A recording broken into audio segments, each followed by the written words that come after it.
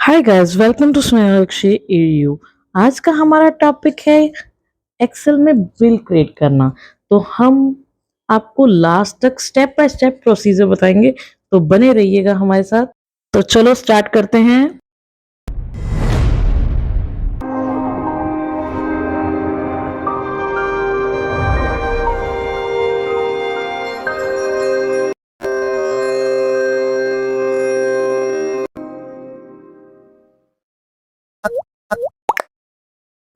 ये मैंने कंपनी के डमी नेम ले रखे हैं, जो कि मैं सेकंड शीट की फॉर्मूला बार से कॉपी करके यहाँ पेस्ट कर रही हूँ।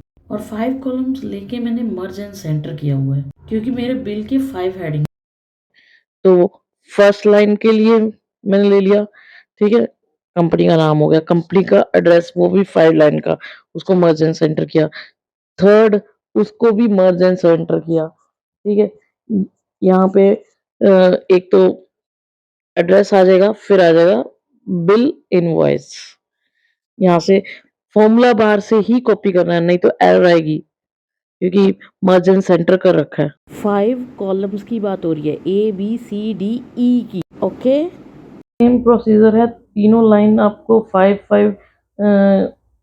मर्ज एंड सेंटर करनी है, और फिर वहां से फॉर्मूला बार से कॉपी करके यहाँ पे पेस्ट करना है। कंपनी का जो नेम है ना, जिसके लिए हम बिल रेडी कर रहे हैं, उसका फॉन्ट थोड़ा बड़ा करते हैं।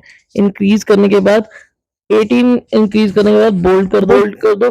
फिर उसके बाद एड्रेस ले लो, एड्रेस को 16 कर दो, और बिल इनवॉइस पे आ जाओ। अब इसको रीडेबल बनाने के लिए पहले कॉलम्स एडजस्ट कर लो, ताकि आराम से उस बिल को रीड किया जा सके, दूर से भी पर्सन रीड कर सके, ठीक है। तो 5 कॉलम्स की हमने कॉलम विथ एडजस्ट कर ली है। कॉलम विथ एडजस्ट करने के बाद इसका साइज मुझे थोड़ा रिड्यूस करना चाहिए, ठीक है। एड्रेस का साइज रिड्यूस हो गया। तो अब मैं देती हूँ अपने columns. Bill number, name of items, rate, quantity, amount.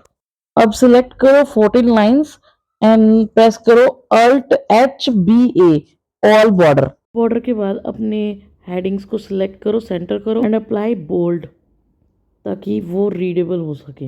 हम इसमें एक डमी डाटा फिलअप करेंगे। आप कोई भी अपना बिल नंबर जो है फिल कर सकते हो।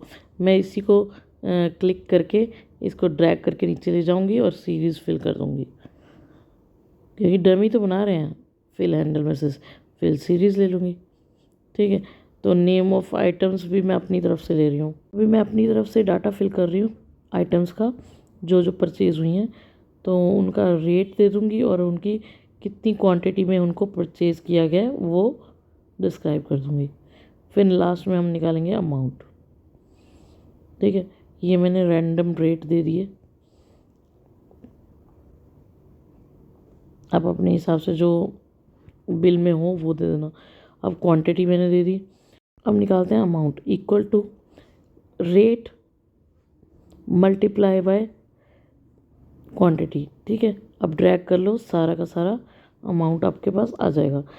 अब लेते हैं 4 रोज़, इनको ऑल बॉर्डर कर लेते हैं, ठीक है। ऑल बॉर्डर करने के बाद फर्स्ट 2 कॉलम को लेके मर्ज एंड सेंटर कर लो। सेकंड 2 कॉलम को लेके, मतलब रो लेनी है, ठीक है, रो को लेके मर्ज एंड सेंटर करो। फिर थर्ड रो की 2 कॉलम मर्ज एंड सेंटर करो, ठीक है। और ये तो एक्स्ट्रा होगी, इनको कर दो रिमूव, नो बॉर्डर कर दो। नीचे की जो लाइन है ना, उस पर नीचे एक लाइन लगा दो, ठीक है। चाहे पेंसिल से लगा लो, चाहे आउटलाइन से लगा लो, ठीक है। अब लेते हैं टोटल, GST और ग्रैंड टोटल। 18% GST और ग्रैंड टोटल।